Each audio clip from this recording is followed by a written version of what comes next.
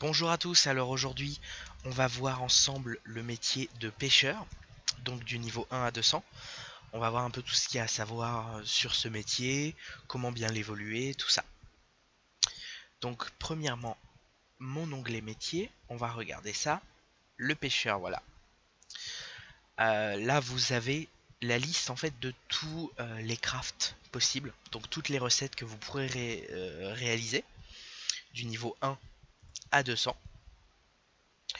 Sachez donc que le métier de pêcheur, pour rappel, est un métier de récolte, c'est-à-dire qu'on va aller pêcher des poissons et en même temps à côté, on va pouvoir réaliser des recettes. Donc qui vont aussi vous faire gagner de l'expérience, qui vont d'ailleurs être plus intéressantes pour gagner rapidement de l'expérience et faire évoluer votre métier plus vite.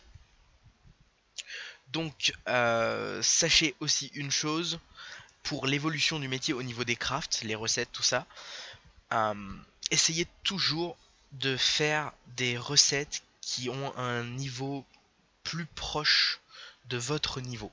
C'est-à-dire que plus votre niveau de pêcheur va s'éloigner du niveau d'une recette, moins cette recette va vous faire XP. Après, il y a aussi la difficulté de la recette qui peut entrer en compte. Mais voilà, vous voyez par exemple, moi je suis niveau 200, je ne gagne absolument aucun XP sur toutes les recettes qui sont voilà, en dessous du niveau 100 en fait. Alors que vous, par exemple, quand vous serez niveau 80, vous gagnerez beaucoup d'XP sur une recette de niveau 80.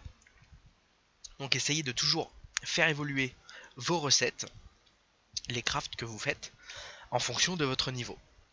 Ne vous cantonnez pas à de vieux crafts de bas niveau si vous êtes déjà de niveau assez avancé.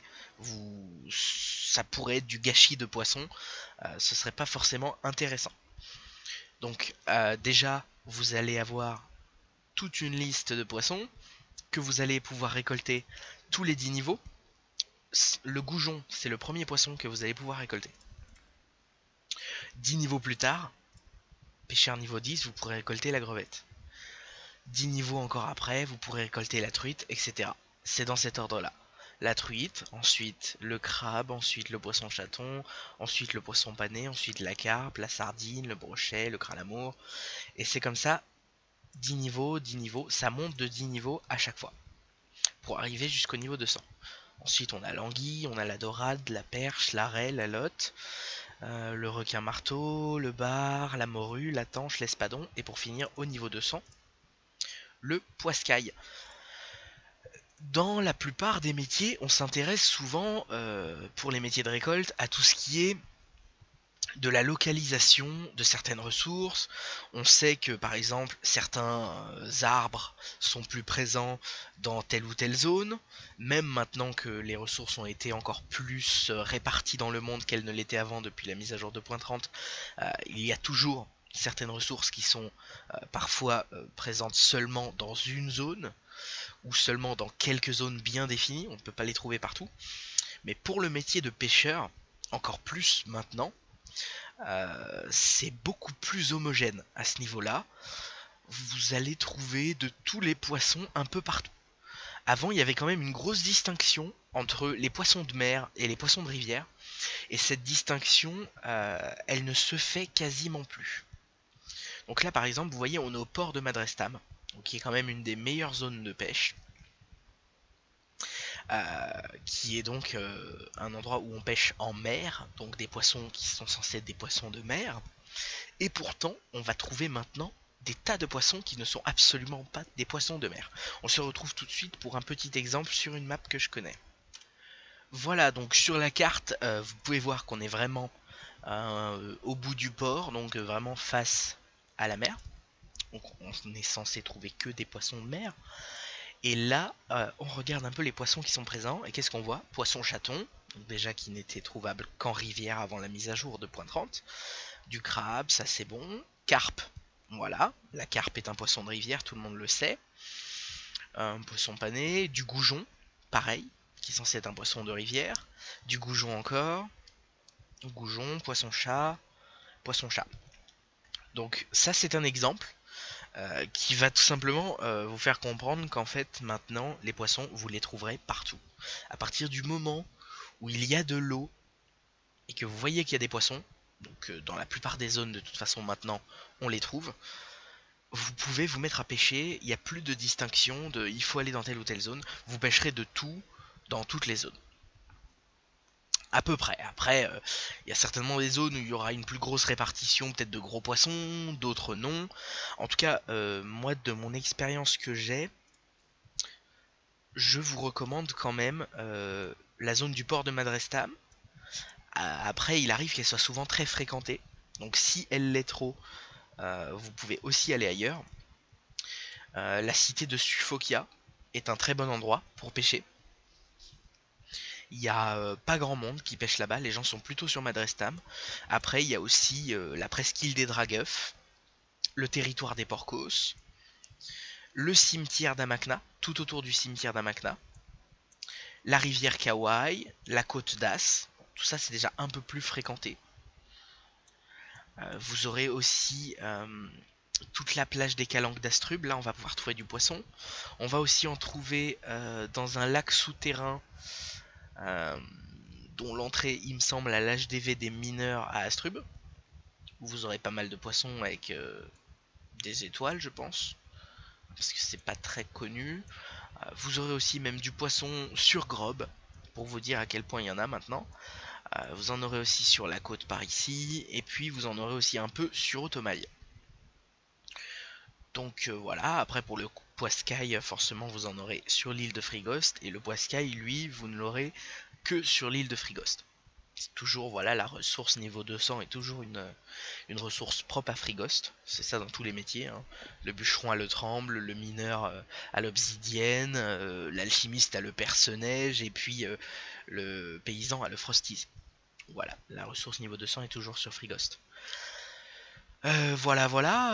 Ce qu'il faut savoir pour évoluer le métier, c'est qu'en gros, vous allez pêcher, vous allez faire des recettes qui seront toujours de cette formule-là. C'est-à-dire, on va retrouver du poisson, on va retrouver de temps en temps un ingrédient à côté, une épice ou un les fruits légumes, tout ça, qui s'achète à l'HDV des ressources. Ce sont des objets qui se droppent par sac sur n'importe quel monstre voilà, dans le jeu. Et du coup, ça s'achète soit à l'HDV, soit vous allez les drop. Mais sinon, c'est surtout poisson et plantes d'alchimiste. Donc le mieux, si vous voulez réaliser des crafts et que ça ne vous coûte pas cher, je vous conseille fortement d'être alchimiste et de récolter avec. Comme dans pas mal de métiers d'ailleurs. C'est très présent. Les ressources d'alchimiste sont très présentes également dans le métier de paysan. Donc c'est un peu pareil que pour paysan, j'en ai déjà pas mal parlé. Ça va être le même système là. Voilà, donc il y a quelques ressources à côté, mais c'est surtout des fleurs, des fleurs, des fleurs ou des plantes. Voilà. Donc clairement, être alchimiste c'est un gros avantage là-dedans. Surtout si vous voulez vous faire pas mal de sous.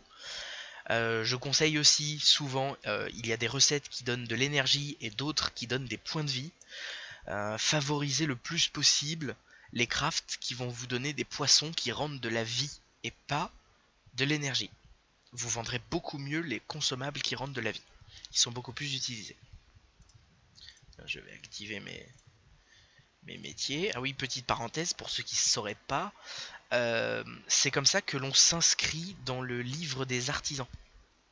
Vous voyez les métiers là, vous avez ces petites cases à cocher là, et ça vous fait devenir visible dans la liste publique des artisans. Donc les gens, quand ils ont besoin d'un artisan, par exemple d'un forgeron pour forger quelque chose ou quoi, ils vont dans cet atelier et ils utilisent le livre des artisans. Et si vous êtes référencé, ils vont tout de suite vous trouver. Et c'est comme ça que vous pourrez avoir des clients qui vous feront faire des crafts et tout ça. Ça permet d'XP son métier assez facilement quand on vous demande et sans aucun coût. Même parfois certains vous donnent un peu de sous. Après c'est à vous de voir si vous voulez fixer des tarifs à vos clients, tout ça. En tout cas, si vous fixez des tarifs, il vous faudra décocher l'option gratuit qui va signifier à vos clients que vous ne demandez pas d'argent. Certains clients vont quand même vous donner des sous pour vous remercier, mais d'autres non. Donc pensez bien, voilà, si vous voulez personnaliser un peu votre affichage dans le livre des artisans, vous pouvez décocher ou cocher l'option gratuite et également fixer un niveau minimum d'objets à crafter, qui va indiquer aux gens que vous ne voulez pas vous déplacer si l'objet qu'ils veulent craft n'est pas d'un certain niveau. Voilà voilà pour cette vidéo. Si vous pêchez tous ces poissons, que vous faites les crafts, tout ça, ça va monter très vite. Après, forcément, plus on va monter, plus ça va être assez long quand même. Surtout si vous n'êtes pas alchimiste ou que vous n'avez pas trop de sous à investir dans les plantes pour crafter. Mais ne vous découragez pas, ça va quand même bien et c'est assez simple à monter. Moi je vous dis à bientôt pour un prochain épisode et d'ici là, portez-vous bien comme d'habitude. Bye.